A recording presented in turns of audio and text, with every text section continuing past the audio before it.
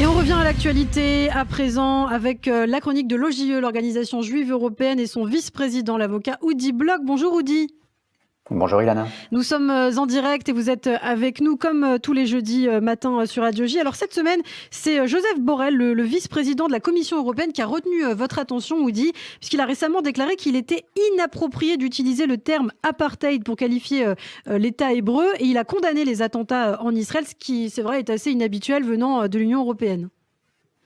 En effet, ça ressemble à une bonne nouvelle, mais attention au double discours, parce que quand le Parlement européen reçoit Leila Khaled en 2017, Khaled Barakat en 2019 et Salah Hamouri en janvier dernier, les mettant ainsi à l'honneur, quand un député européen espagnol, Manu Pineda, membre de BDS, se fait prendre en photo avec des membres du FPLP, fusil d'assaut et lance-roquettes à la main, et que le Parlement européen n'y trouve rien à redire, quand l'Union européenne continue à financer des ONG palestiniennes liées au terrorisme, quand l'Union européenne continue à financer l'autorité palestinienne qui, elle, verse des salaires à vie aux terroristes ou à leurs familles, quand le même Joseph Borrell renvoie dos à dos les opérations antiterroristes israéliennes et les attentats palestiniens, les déclarations, les condamnations de Joseph Borrell ne sont pas très convaincantes. Et vous évoquez les salaires versés aux terroristes, c'est vrai que ce sont des sommes assez colossales.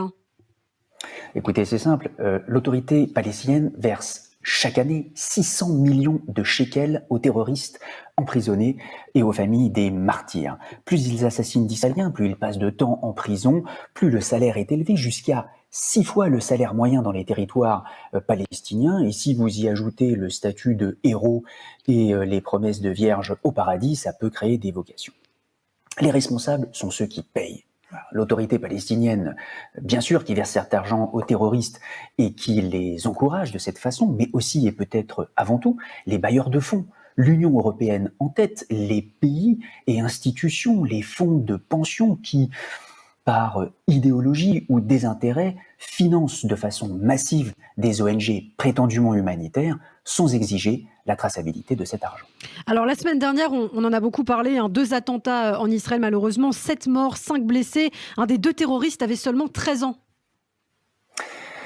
Oui, 13 ans, et élevé, éduqué, biberonné à la haine des Juifs et d'Israël, au point de prendre une arme automatique et de tirer sur des passants adultes et enfants. 13 ans et déjà terroriste, puisque c'est bien de cela dont il s'agit. Et malheureusement, il n'y a rien d'étonnant à cela. Transformer des enfants en boucliers humains, en utilisant les écoles comme cache d'armes ou pour tirer des roquettes sur Israël, envoyer les plus jeunes en première ligne pour pouvoir ensuite accuser Israël d'assassiner les enfants, voilà un grand classique du terrorisme palestinien. Tout comme les célébrations avec feux d'artifice et distribution de bonbons, et les mères des martyrs qui disent face caméra toute leur joie et leur fierté d'avoir un tel fils. Alors bien sûr, les condamnations d'un attentat contre une synagogue lors de la journée dédiée à la mémoire des victimes de la Shoah ont été nombreuses. Pas unanimes. Je n'ai rien entendu du côté de la France insoumise qui tournait en boucle sur l'opération antiterroriste à Jenin, ni du côté du maire de Lyon qui a annulé in extremis et sous la pression sa conférence en présence de Salah Hamouri. Mais en vérité, qu'importent les condamnations officielles, qu'importent les déclarations d'intention et les discours larmoyants, si on continue en réalité à financer la haine des Juifs et d'Israël et à travestir des terroristes en défenseurs des droits humains.